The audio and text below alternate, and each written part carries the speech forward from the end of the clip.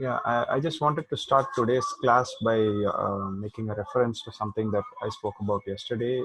Just at the end of the class, I had reiterated this discussions on refraction of light by Tarasov and Tarasova as being a good textbook to study the study light from. And I have sent it to your email IDs just in case you people haven't seen it yet. I do recommend that at least you have a good browse through the book, and for those who are interested, I'd highly recommend that you read it. So Ishan had asked yesterday if there was anything for mathematics. So start today's class by an introduction to this book, basic concepts for high school calculus, from I think the same author as yesterday's book, Tarashov, L.V. Tarashov, and this is from the same publishers, Mir Publishers in Moscow. This is an interesting book. I got this book, I got a reference to this book from a textbook written by Professor H.C. Verma of IIT, who's written one of the most popular textbooks for physics in class 11 and 12 for Indian boards in general. And somebody who had written a foreword to his book had mentioned this book as something interesting. Learning calculus from a dialogic perspective. I have emailed the textbook to you, the PDF copy to you, everybody in this group. So do download it and have a look. What's interesting is in this book, which is different from the other kinds of textbooks of mathematics or books on mathematics, is that this is, as you can see over here, done in a kind of an dialogic fashion. So this was something apparently that was used in textbooks. I don't know, maybe during the Greek times or after the Greek times. I'm not sure when they did it, but dialogue was something that the Greek philosophers did indulge in. So this book has been written in that style, as and a conversation between the author and a reader. And it takes you through various arguments developing up to the idea of calculus and beyond, I think. So we start with this. So we can now move back to the class itself. I'll just stop the sharing. Okay. So we are back to this. Let me just have a look at the chat. Okay, Darshan is saying speak louder. All right, is that better? Okay, I'm trying to speak a little louder. I hope that helps. Any questions in the chat? Okay, off topic. Is Bhavdada inviting us to a Google Classroom? I don't know, maybe. I'll check with him. He's just in the opposite room. I'll let him know. But Google Classroom is being seen as another alternative to using Zoom. We are trying to figure out if there is any features extra in that which is not there in Zoom, but I'm not sure about that. So we'll move on. So yesterday, I think we left off at the concept of focus. We were discussing terms related to lenses, and we were at the point where we were discussing focus. What we had done before that was the center of curvature for a biconvex or a biconcave lenses. We had looked at the radius of curvature for a biconvex and a biconvex lens, and we had also looked at the principal axis. Okay, so now we come to define the focus. Okay, so let's look at focus. Now in your textbook in Selena, they kind of make a song and dance out of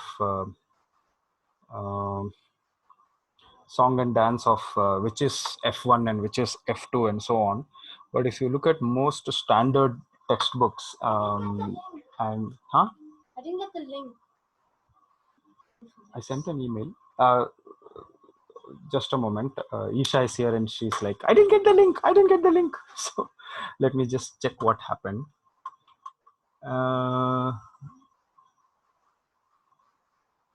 Let One second. Okay, so getting back to the class, so we are discussing focus, and I was saying that most standard textbooks that talk about this, like this one that I have uh, been using, another book that I have been using as a reference book for a long time. I just call it Giancoli.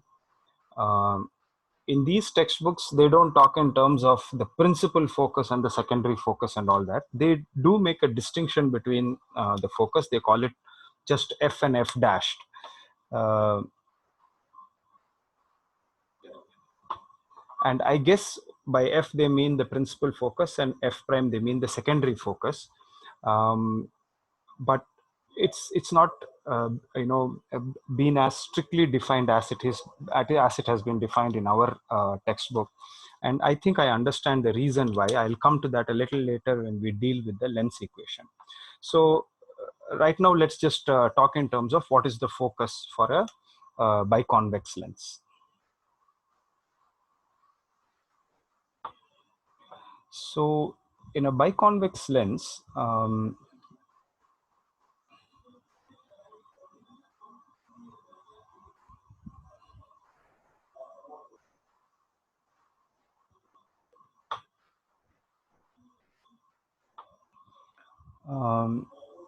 you have the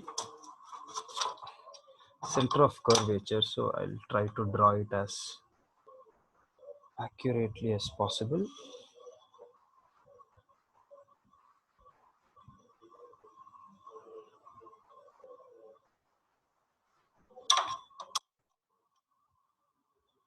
So draw the pole.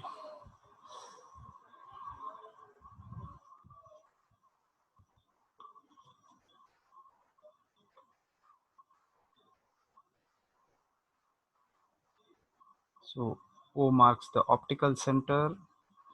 C1 is the first center of curvature, and C2 is the second center of curvature. All right. So the focus is kind of defined like this, which is that if there is a ray of light that is coming from infinity, which is arriving parallel to the principal axis. Okay. Oh God, I'm not able to draw straight lines today for some reason.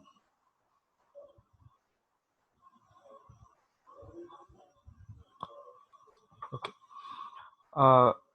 Then let's look at what will happen. Okay.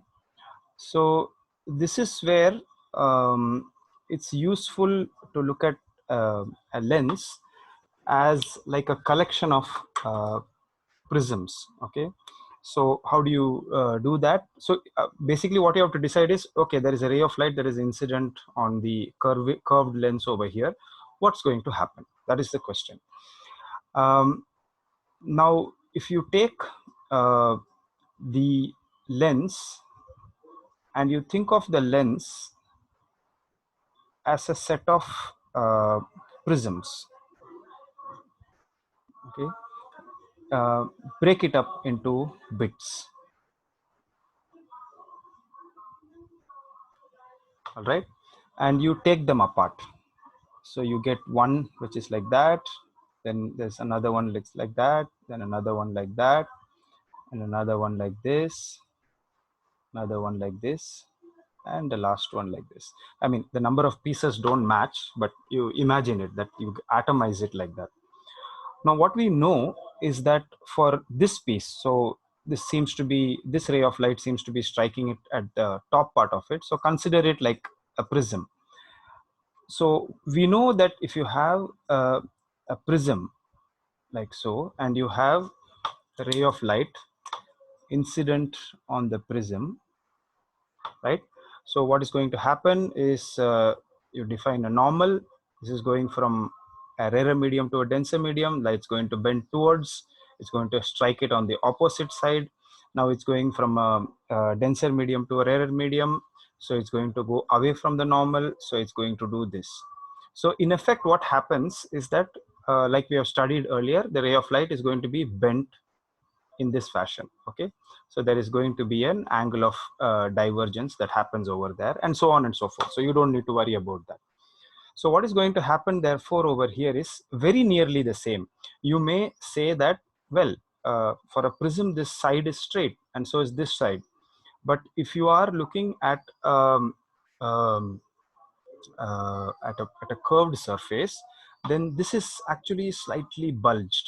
This is not really you know, a straight line, but then um, here is where somewhat imaginative use of geometry will help, which is that a circle is also a collection of very tiny straight lines, right? So so if you yeah, so Ishant's saying it's like a tangent.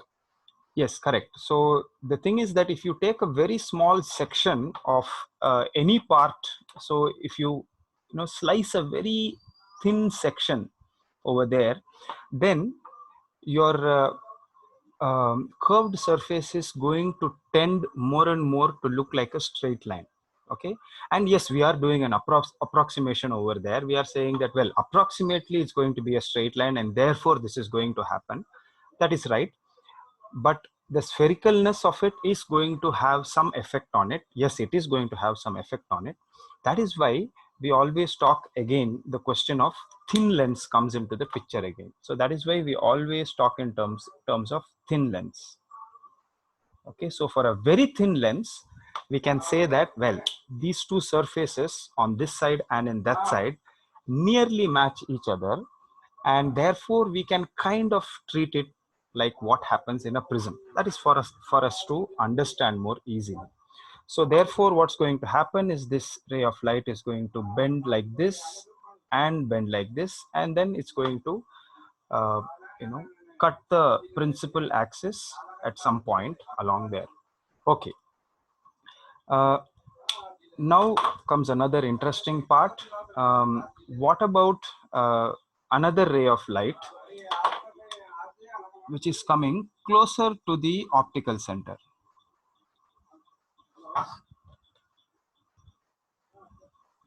Okay, well, when it comes closer to the optical center, we are looking at a section which is closer to the center of the lens. So now we are looking at something that looks more or less like a slab, right? Again, if you make a very thin slice of the mirror, then you can, of the lens, sorry, then you can imagine it more or less like a slab. And we know what happens when light strikes a glass slab as well. We have done the experiment on that. So if you have a glass slab and the ray of light is striking like that, oh, wait a minute, it's not really a glass slab with straight sides. You see, it's a glass slab with slightly angled sides. Yeah, like that. So basically it's more or less a prism, except the upper part is not there. So over here also, now because the slope is lesser in the lower section as compared to the upper section, right? So therefore the refraction is going to happen in a slightly different manner. So that's your normal.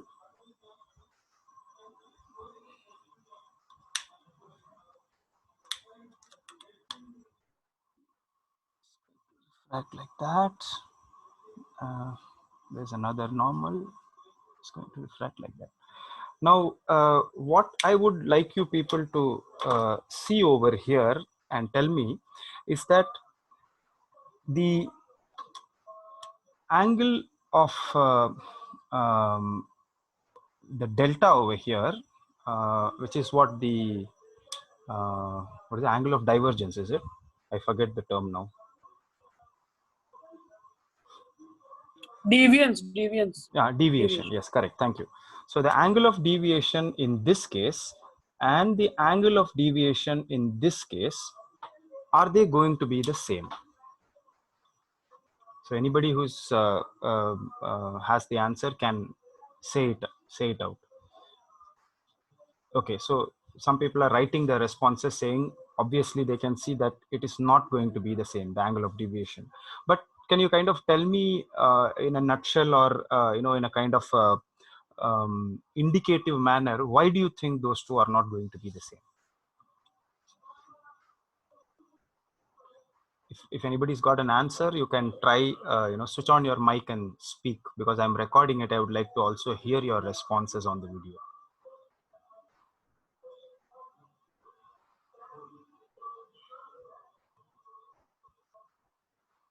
Ishan saying different prisms. Abhi is saying thickness of the medium. Yeah, I guess both factors are there, right?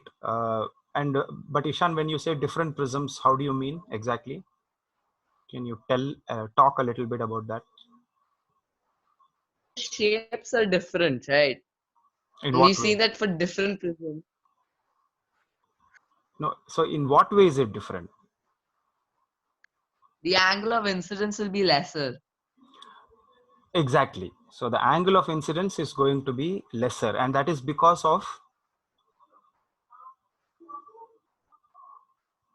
see, because all these both these rays that I have shown over here are parallel rays. All right. So when they are striking parts of the same lens, why is it that the angle of incidence works out differently?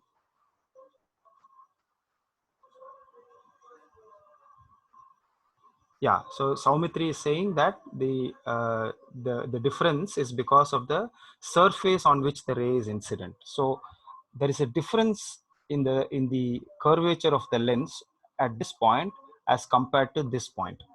And of course the curvature is the same, because they are both curvature that comes from C2.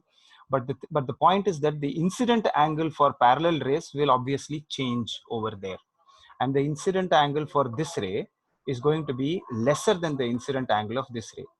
And that has to be the case, because you look at the extreme scenario. What about a ray that is coming along the principal axis, right? The ray that is coming along the principal axis will obviously have zero angle of incidence, and a ray that is parallel coming to right at the top is going to have a greater angle of incidence. So therefore it has to reduce from here to here. Okay, the angle of incidence, that is. So that is why the angle of incidence is going to be lesser. So if the angle of incidence is going to be lesser, so then therefore automatically the angle of deviation is also going to be lesser than that, because we know that the angle of deviation increases as the angle of incidence increases, uh, of course provided it is within the minimum deviation possibility. All right. So therefore, we can see that this ray of light, the second ray of light, is going to bend lesser than that. Okay.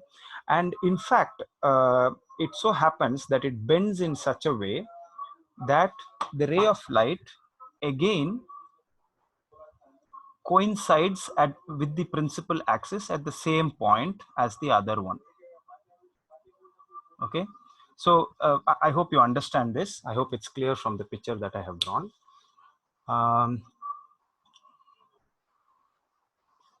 Yeah, Saumitri is also talking in terms of how the rays of light that are striking the surface of the earth, the angle of incidence differs for the tropics, and then reduces as it goes above the Tropic of Cancer or the Tropic of Capricorn, however you look at it.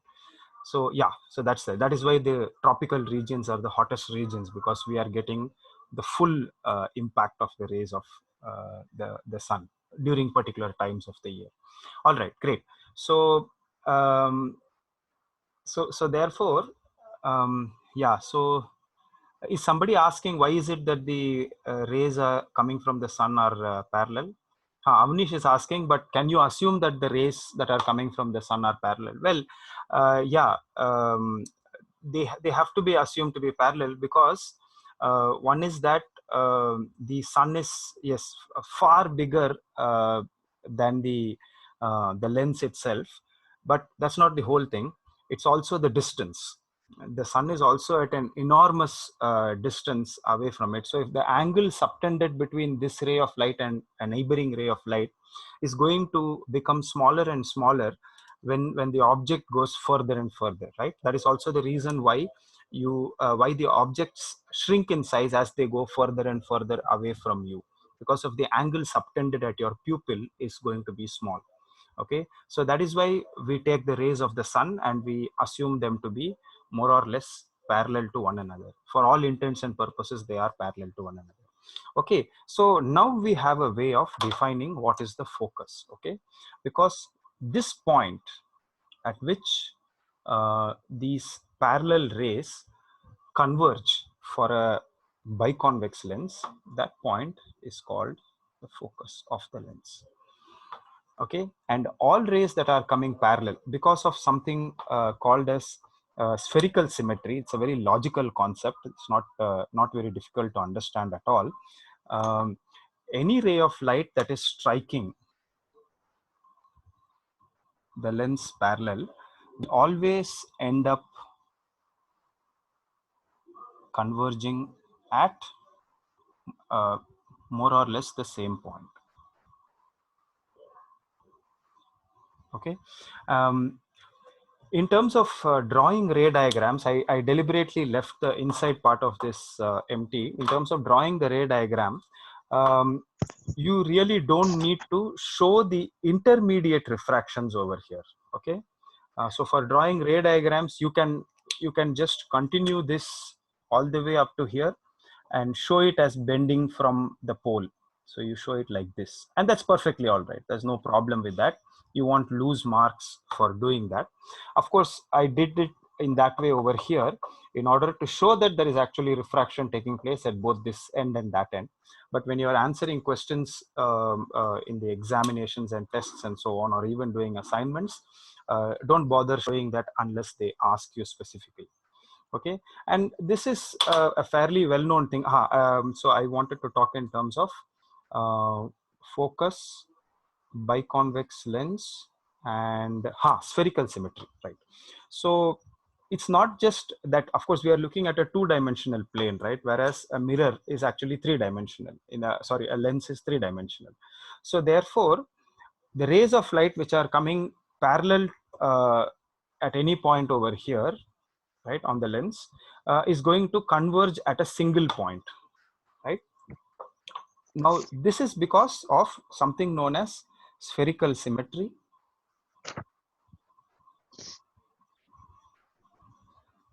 which means that something that is happening at one point on this side, the exact same thing will happen equidistant on the other side. In fact, not just that it will happen equidistant at the top and the bottom, it obviously has to happen in the same way all along over there. Okay, so this understanding spherical symmetry for lenses is very useful, because you don't need to then worry about what happens to every individual ray. You can show some rays and how they behave, and then assume with a fair degree of certainty that all rays which are spherically symmetrical to that are going to behave in exactly the same manner. Okay, so in that manner we are able to define the focus. I had a picture that I wanted to show you people. This is something that many of us would have actually tried, which is this. Okay, so do you recognize this? What's happening here? Yeah. Yeah, so this is one standard question that is asked in the board examination. You are asked to draw a ray diagram showing rays of light coming from the sun converging at a point. So you're asked to do the ray diagram that we have just looked at right now. But one very nice example of maybe a slightly arsonistic example is when you use a convex biconvex lens like this to concentrate the rays of light onto something. In fact, the convergence of all those rays of sunlight which are incident on the surface of this lens, when they converge at one point, the infrared radiation that is present becomes so high that the temperature rises up significantly, and of course you can burn dry grass, bits of paper, cloth, and for those who are very cruel, even skin. So so that's one thing that you can try in case you happen to have magnifying glasses at home. You can do this. There is a story of Tintin also, if I remember correctly. It's something Tintin in the Incas or something like that, in which Tintin looks at the date of the solar eclipse, and he figures something out. They are going to be sacrificed to the sun god, and the way they are going to be sacrificed is by burning, and they use a biconvex lens to light the pyre, as it were. Okay. Okay, let's see what's there in chat. What if the Earth became a convex lens? Very funny. Okay. All right. All right. All right. So nothing much on the chat, so we can continue. Now, let's. It's 10:45. I'll talk about one more concept, and then I want to show you some demonstrations. I had set it up even yesterday, actually, but I didn't get the time to do that. The concept that I want to show you now is, let me draw the pole first, and then the biconvex lens.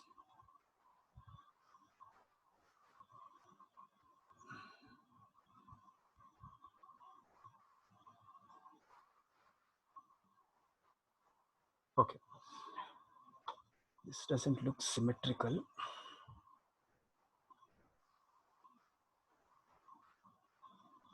Okay,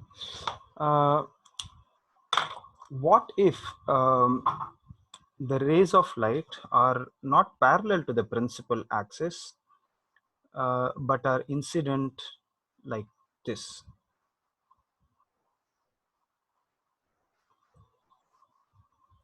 So these are 4 rays of light which are parallel to each other.